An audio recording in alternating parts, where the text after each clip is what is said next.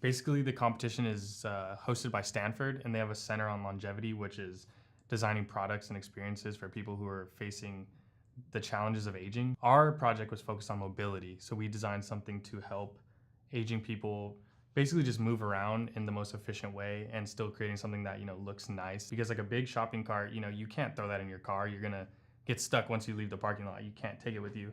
And then they have those little wire carts that you can pretty much take anywhere, but there's no stability with those things. They fall, they tip, like they're pretty much unsafe for someone with mobility issues, and they're just ugly.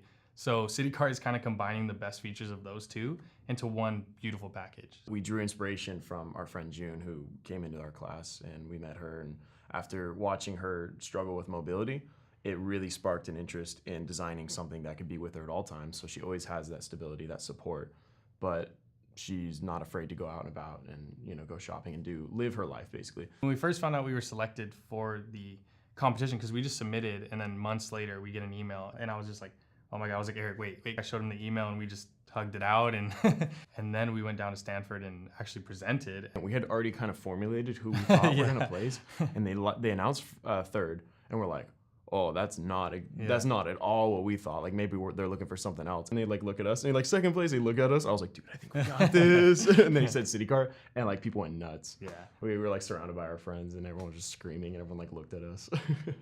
For future students, I'd probably tell them, be in the lab as much as you can. Just be there, working on whatever you can on your projects. Put in the extra time outside of class, and kind of find people who are gonna push you as well, like friends that are willing to be in there all the time and making the best possible project that you can do. And I don't know, kind of go against the grain is like, it's not, in our majors specifically, like you can't just check the boxes, do X, Y, and Z, and oh, now you're a good designer.